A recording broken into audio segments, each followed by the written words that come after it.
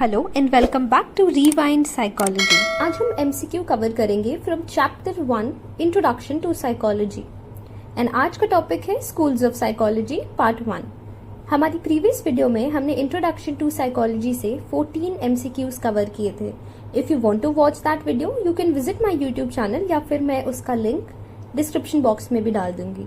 So moving on to our first question for today. Question number 1, given below are two statements, the first labeled as assertion A and the other labeled as reason R. Indicate your answer using the codes given below. So पहले मैं ये समझा दूँ assertion reason क्या होता है so that कोई doubt ना रहे। assertion and reason type of reasoning हुआ जहाँ एक स्टेटमेंट दिया होगा। इस क्वेश्चन में हमारा स्टेटमेंट है A एंड उसका रीजन जो दिया है वो है B। सो आपको ये बताना है कि जो असर्शन करेक्ट है या नहीं। अगर करेक्ट है तो क्या उसका जो रीजन दिया हुआ है वो करेक्ट है या नहीं। Okay, so coming on to the question. Assertion, Fritz Perl was a key proponent of the humanistic perspective. Reason, his gestalt therapy focused on the wholeness of an individuals experience at any given moment. हमारे options है A, B, C, D, E। A वाला है if A and R are true and R is the correct explanation of A. B, if A and R are true and R is not the correct explanation of A. C, if A is true but R is false. D, if R is true but A is false. The level of the question is easy and the answer is A. Assertion और reason दोनों ही यहाँ पर correct है। तो अगर solution पे आते हैं तो फ्रिट्ज पर्ल जो जाने जाते हैं इनके आइडियाज के लिए, स्पेशली गेस्टाल्ट थेरेपी के लिए, जो फिट होता है हमारे ह्यूमनिस्टिक पर्सपेक्टिव में, जो फोकस क्या करता है हमारी पर्सनल ग्रोथ और एक्सपीरियंसेस पर। Okay, so moving on to our next question, question number 2, match the list. Okay, so हमारे पास दो लिस्ट है, लिस्ट 1 और 2, हमें मैच करना है कौन सा किस में फिट हो रहा है। It's like match the following, ठीक है। तो लिस्ट 1 देखें तो यहाँ पर है behaviouristic approach, humanistic approach, cognitive approach, socio cultural approach. List 2 में interpersonal relations with community, 2 incentives, rewards and punishment, 3 actualizing needs, 4 behavior is determined by our thinking and attributes। अच्छा, अब हम पहले यहाँ पे दूसरा देख लेते हैं। यहाँ पे देखो ऑप्शंस दिए हुए हैं कौन सा करेक्ट है। तो सबसे पहले मैच द लिस्ट को सॉल्व करने के लिए सबसे पहले जो आपको आता हो, जब सबसे पहला जो आपका इंट्यूशन हो कि कौन सा किससे मैच करेगा, पहले हम उसको देख लेंगे। तो अगर बात करें तो वैसे तो चारों ही ऑप्शंस बहुत ईजी है, बट स्टिल अगर सबसे इजी इनमें से जाए तो अगर आपको याद होगा एक्चुअलाइजिंग नीड्स किस में आता है, सेल्फ एक्चुअलाइजेशन में, जो कि मैस्लो की थ्योरी है जो आती है ह्यूमनिस्टिक अप्रोच में। So B matches with the third one. अब अगर यहाँ पर हम लिस्ट में अपनी चेक करें तो बी का 3 is option A and D. Okay, coming on to our second. अच्छा, अगर बात करें इंसेंटिव्स, रिवॉर्ड एंड पनिशमेंट, तो ये किस में आता है, हम किसी का बिहेवियर कैसे चेंज कर सकते हैं थ्रू इंसेंटिव्स, रिवॉर्ड या फिर पनिशमेंट, तो किसमें आता है behaviouristic approach, that is A. So the A matches to the second one. अब यहाँ पे हम चेक करें तो हमारा आंसर आना चाहिए, okay, B is 3, A is 2, ठीक है। ओके, नेक्स्ट मैच करते हैं। वैसे तो हमारा आंसर है बी, नहीं actually it's socio cultural is 4th, okay, D is 4th। Okay, तो हमारा आंसर इज डी है, ठीक है। अब हमें मैच करो, ए इज 1, नहीं कुछ तो यहाँ पे गलत है। ओके, सो ये क्वेश्चन थोड़ा सा गलत है, it's okay. Behaviouristic approach match करता है इंसेंटिव, रिवॉर्ड्स एंड पनिशमेंट पर। देन ह्यूमनिस्टिक अप्रोच पर अगर हम आए तो ह्यूमनिस्टिक अप्रोच मैच करता है एक्चुअलाइजिंग नीड्स पर। Then cognitive approach, cognitive approach ये बताओ कॉग्निटिव में क्या आता है आपका, माइंड से रिलेटेड क्या है, थिंकिंग। अच्छा, एक और मैच कर लेते हैं, सोशो कल्चरल अप्रोच, बहुत ईजी है। सोशो कल्चरल अप्रोच क्या कहता है, how we interact with our community, how we interact with our society. तो यहाँ पर सोशो कल्चरल अप्रोच मैच करता है फर्स्ट से, that is interpersonal relationship with community. अब यहाँ पे फिलहाल आप देखें तो D इज 1, ठीक है। C इज कॉग्निटिव वाला, it matches with the 4th one, ठीक है। A हम अभी तक A पर है। Humanistic approach is actualising needs थी। Okay, so our final answer is A। Oh yeah, correct. Okay, so moving on to our third question. Okay, फिर से असर्शन रीजन का क्वेश्चन है। मैं एक बात ये बता दूं कि सीयूईटी का अगर आपने 2023 का पेपर देखा होगा तो आपको पता चलेगा कि असर्शन रीजन के क्वेश्चन कितने सारे आए थे, और दूसरा जो मैक्सिमम नंबर ऑफ क्वेश्चन थे वो थे मैच द लिस्ट वाले से। सो असर्शन, रीजन और match the following, match the list आपको बहुत अच्छे से प्रिपेयर कर लेना है और इनको प्रिपेयर करने के लिए आपको सिलेबस इन डिटेल पढ़ना है। और अगर सिलेबस का आपको पूरा सिलेबस जानना है, आप कोई भी एग्जाम दे रहे हो, beat your bachelors, beat your masters, कहीं कोई भी यूनिवर्सिटी के लिए आप दे रहे हो, JNU, DU, BHU, LU, कोई भी यूनिवर्सिटी है इंडिया में, तो पहले तो ये जान लो कि बहुत बेसिक सा सिलेबस होता है इन सब का और एक ही सिलेबस पैटर्न फॉलो किया जाए। तो CUET का अगर आप चेक करोगे सिलेबस तो आपको मिल ही जाएगा। बट अगर इन डिटेल चाहिए कि जैसे अगर इंट्रोडक्शन टू साइकोलॉजी में क्या क्या सिलेबस है, क्या क्या उसके अंडर में हम पढ़े, अगर किसी के पास वो रिसोर्स नहीं है तो मैं वो भी प्रोवाइड करूंगी। तो आप हमारे चैनल पर बने रहें, do subscribe and share it with your people. Okay, so हम क्वेश्चन पर आते हैं। असर्शन रीजन का क्वेश्चन बहुत ट्रिकी हो सकता है, लाइक माइन्यूट सा डिफरेंस दिया रहेगा। मैंने 2023 का पेपर दिया था तो बहुत ही ज्यादा लाइक माइन्यूट डिफरेंस से मैंने मार्क्स खोए थे, तो आप ये मत करना, आप ध्यान देना, ठीक है। So moving on to our question. Assertion, according to Maslow, after the gratification of basic needs, we move in the positive direction, but it is not automatic. Reason, we often fear our best side, our talent, our finest impulses and our creativity. तो पहले ये बताओ कि क्या पहला जो assertion दिया है वो करेक्ट है या नहीं? It is correct. हमारा अकॉर्डिंग टू मैस्लो हम बेसिक नीड्स के बाद ही आफ्टर द ग्रेटिफिकेशन, हाँ, हम बेसिक नीड्स के बाद ही ऊपर पॉजिटिव डायरेक्शन में बढ़ते हैं। लेकिन द थिंग इज कि जरूरी नहीं कि हम पॉजिटिव डायरेक्शन में बढ़ रहे हैं। हमारी सेफ्टी और लव बिलोंगिंग ये तो पूरी होगी, बट जरूरी नहीं कि हम सेल्फ एक्चुअलाइजेशन तक जा रहे हैं, उल्टा भी हो सकता है। तो ये हमारे ऊपर है, हमारे विल के ऊपर है। So the first assertion is correct. Reason पर आते हैं। We often fear our best side, our talent, our finest impulse and our creativity, which is also true. हमारे पास अगर कोई एबिलिटी है, कोई टैलेंट है, बट हम इसे शोकेस नहीं कर पाते हैं। कभी कभी ऐसा होता है कि हमें डर लगता है यार लोग क्या सोचेंगे, सो दैट हैपेंस, राइट। तो हमें वो चीज पीछे खींच रही है। हमारे पास टैलेंट तो है बट हम शो नहीं कर पा रहे हैं, हम लोगों तक पहुंचा नहीं पा रहे, लोगों को दिखा नहीं पा रहे that yes I have some abilities, I have some talent. तो वो चीज हमें हमारी खुद ही टैलेंट को वो पीछे खींच रही है। सो या इट्स ट्रू। सो हमारा आंसर है A. Both assertion and reason are true and R is the correct explanation of A. आप पॉज करके पढ़ भी सकते हो if you want. Okay, so moving on to our next question, question number 4। Which of the following branches of philosophy of science deals with the question of existence? Post-positivism, structuralism, ontology, scientific realism. So हमारा answer है C, ontology. Okay, let's see. Correct. हम पहले ये जानते हैं कि ontology होती क्या है, ontology के बारे में पहले समझते हैं, ठीक है। अच्छा, इमेजिन करो that you are curious about कि क्या चीजें आपके आजू बाजू में जो चीजें हैं क्या वो एक्चुअली में रियल है या फिर हमारे सिर्फ दिमाग में है। तो यहाँ पर ontology का काम शुरू होता है। It's like playing detective with the big questions. अच्छा, ओके, सो अगर आप इमेजिन कर रहे हो about mythical creatures like ghost या फिर यूनिकॉर्न्स, तो क्या वो रियल है या फिर सिर्फ हमारे दिमाग में लाइट बंद होती है तो हमें लगता ही नहीं यार पीछे भूत है, भागो रूम में। तो क्या वो एक्चुअली वहां है या फिर बस हम अपने दिमाग में बना रखे हैं कि यार लाइट बंद करते ही भूत आता है। So, ontology is like our detective tool to help us separate reality from imagination.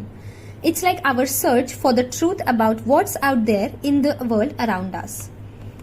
Okay, so moving on to our next question number 5, match the list again. Okay, बहुत easy है. Okay, list 1, psychoanalysis, behaviorism, structuralism, transpersonal psychology. हम सबसे पहले खुद ही solve कर लेते हैं, हमें लिस्ट देखने की, जो नीचे वाली लिस्ट है वो देखने की जरूरत ही नहीं पड़नी चाहिए आंसर वाली। Okay, list 2, elements of conscious, self-actualization, unconscious process and SR relation. Okay, तो सबसे पहले आते साइको एनालिसिस पे। साइको एनालिसिस किसने दी थी? Sigmund Freud. उसमें क्या था? Id ego superego. उसमें क्या था? सबकॉन्शियस, अनकॉन्शियस और कॉन्शियस। तो हमारा आंसर सीधा सीधा मैच होता है A, psychoanalysis matches with the third one which is unconscious processes. Okay, अब हम सेकंड पर आते हैं, बिहेवियरिज्म। तो हमारा बिहेवियरिज्म क्या एक्सप्लेन करता है? स्टिमुलस रिस्पॉन्स रिलेशन, अगर आपने पढ़ी होगी वो पावलोव वाली, तो B matches with the fourth one. अगर अब हम अपना आंसर कट करने की कोशिश करें तो A goes with the third, B goes with fourth. Okay, यहाँ पर देखिए A goes with the third, तो हमारा ए और बी आ गया, B goes with the fourth one, तो answer is B. But still हम और चेक करेंगे, क्रॉस चेक करते हैं, so we are 100% sure. Moving on to our third C1, structuralism. Okay, structuralism breaks down thoughts and feelings into basic parts to understand the mind, so it's elements of unconscious. यहाँ पर क्या आया? Elements of conscious. Sorry, मैंने unconscious बोल दिया. It's elements of conscious. So C matches with the first one. अगर हम B के अकॉर्डिंग जाए तो देखो या we are correct. अब लास्ट वाला देखते हैं क्या बचा. Self actualisation. Okay, so transpersonal psychology बचा. तो अब पहले जानते हैं ट्रांसपर्सनल साइकोलॉजी है क्या. ट्रांसपर्सनल साइकोलॉजी एक्सप्लोर करता है experiences beyond our ordinary life. Example spirituality, peak experiences और higher states of consciousness which is self actualisation. So D matches with the second one. हमारा आंसर इज बी. या okay, moving on to our next question, question number 6. According to Hippocrates, all mental disorders belong to which category? Very easy. Mania, melancholia, bile, pharyngitis. Okay, so our answer is A. 1 वाला तो correct है. Mania, melancholia आता है. Pharyngitis भी आता है. That is 3. Okay, so our answer is B. 1 and 3 only. Okay, moving on to our next question, question number 7. Okay, cognitive psychology has guided research in which areas? A. Intelligence, B. Education, C. Human development, C. Social psychology, E. Psychotherapy. Very easy. अगर cognitive psychology की बात करें तो इन पांचों में ही contribution रहा है. So our answer is A, B, C, D, E, which is A. Okay, so अगर solution की बात करें तो cognitive psychology has paved way for research in all of the above areas. Cognitive psychology involves the study of internal mental processes, including what all things are working inside our brain. That includes perception, thinking, memory, attention, language, problem solving and learning. So हमारे इन सब में ये जो ऊपर के 5 options है इन सब में contribution रहा है. So our answer is A. Moving on to our next question, question number 8. Answer पहले दिख गया, कोई बात नहीं. Donald E. Broadbent, George Miller, Eleanor Roche, Amos Tversky, these are famous psychologists of which school? पहली बात तो नाम ही नहीं याद होगा कभी. It's okay. Okay, number A behaviorism, B humanistic, C social, D cognitive.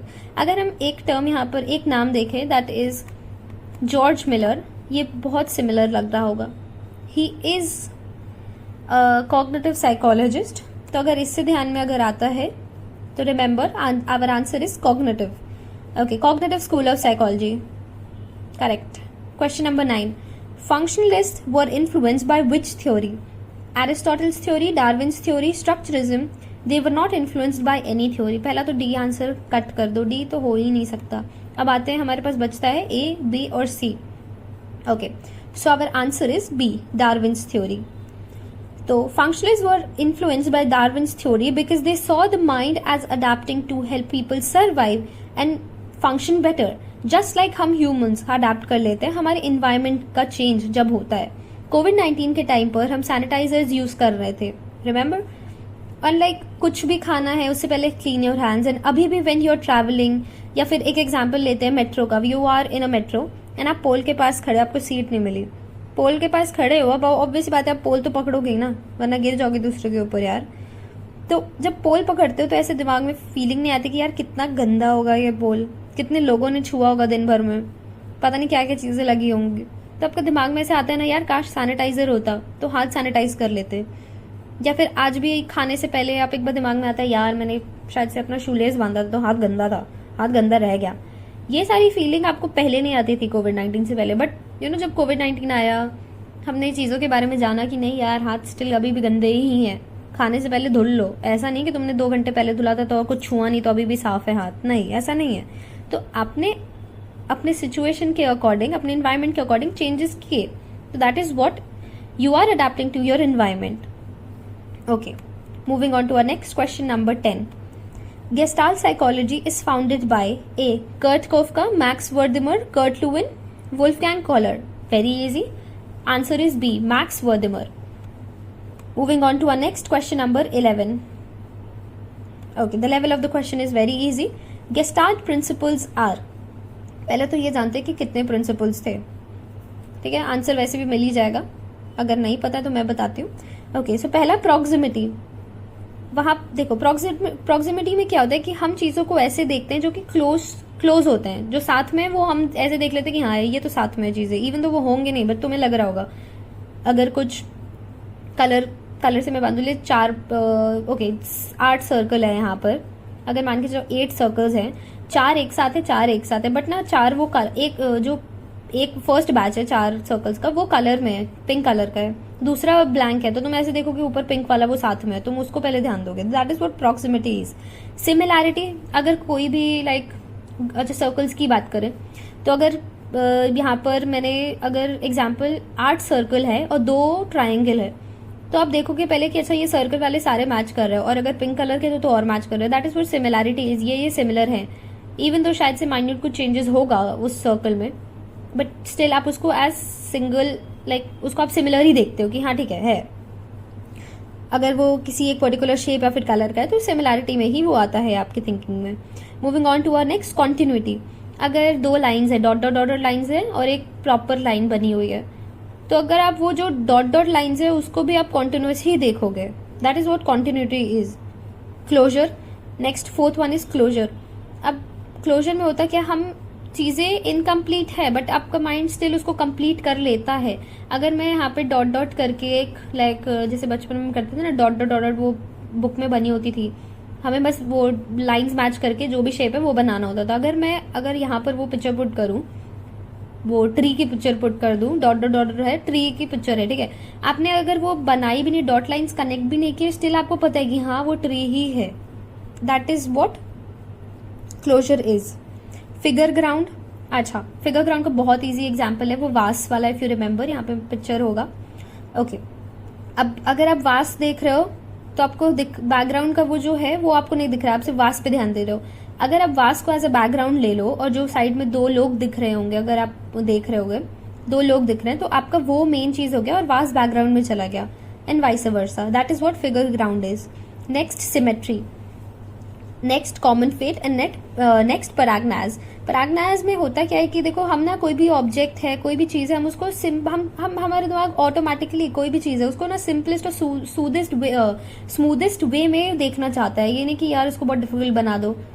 अगर छोटा सा मतलब सर्कल भी है या फिर अगर मान के चलो डॉट डॉट वाला है, हम उसको सिंपलेस्ट वे में ही देखेंगे, यार ये सर्कल ही है, ठीक है, इतना दिमाग नहीं लगाते कि पहले जोड़े, हर एक डॉट जोड़ते हैं फिर उसके बाद से, ठीक है। That is what all gestalt principles are. अगर अब हम आंसर्स मैच करें तो लॉ ऑफ प्रॉक्सिमिटी है, लॉ ऑफ इल्यूजन नहीं आया, लॉ ऑफ गुड पैराग्नाज है, लॉ ऑफ क्लोजर है। सो 2 ऑप्शन कट कर दो, तो हमारा option is 1, 2 and 3। Option is A. Wait, 1, 3, 4, 1, 3, 4. Our answer is C. Okay. Moving on to our next question, question number 12. J.B. Watson, the founder and the father of behavioristic school of psychology, defined psychology as the science of, very easy, soul, consciousness, mind and behavior. Our answer is D. Watson was a radical behaviorist and rejected the ideas of soul, mind and consciousness. He was of the opinion that humans can be understood in terms of stimulus response pair. Moving on to our next question, question number 13. Okay, wait. Yeah, the concept of here and now is popular in. अच्छा पहले मैं बता दूं about the concept here and now के बारे में, पहले अच्छे से समझ लेते हैं here and now concept है क्या। Okay, so it is about हमारा present moment, अभी क्या हो रहा है। सो अभी आप ये वीडियो देख रहे हो, आपका फोकस यहाँ पर है। अगर मैंने ये जो आगे मैं बोलने जा रही हूँ, अगर ये मैं नहीं बोलूँ तो आप सोचोगे भी नहीं इस बारे में, है ना। अगर मैं ये कहूँ कि क्या आपको पता है ये वीडियो मैंने कब बनाई, क्या रात के 2 बजे बनाई थी, या फिर मैंने कब रिकॉर्डिंग करी है इसकी, कब एडिटिंग करी है इसकी, या कब अपलोड की है, कुछ सोचा था आपने इससे पहले? नहीं, आप अभी यहाँ पर अभी प्रेजेंट मोमेंट में थे, आप वीडियो देख रहे थे, आप चीजों को समझ रहे थे, आप क्वेश्चन सॉल्व करने में लगे थे कि यार इसका आंसर तो ये होगा। तो that is what here and now is. Okay, it means focusing on what you can see, hear, feel and experience without thinking too much about the past or the future. So our answer is Gestalt psychology. Gestalt psychology में ही here and now का concept आता है। It's very easy. अगर Gestalt psychology पढ़ा होगा थोड़ा बहुत, अगर याद होगा तो आपका आंसर बहुत easy है। Okay, true. Gestalt psychology. Solution देख लो वीडियो पॉज करके if you want to read everything. Moving on to our next question, question number 14. So this is our last question for today. Okay, the concept like introspection and conscious experiences are associated with. A. Functionalism, B. Behaviorism, C. Structuralism, D. Gestalt psychology. Our answer is B. Wait. Oh, actually our answer is C. Structuralism. Structuralism was developed by Wilhelm Wundt and his student E.B. Titchener. Researchers tries to understand the basic elements of consciousness using a method known as introspection.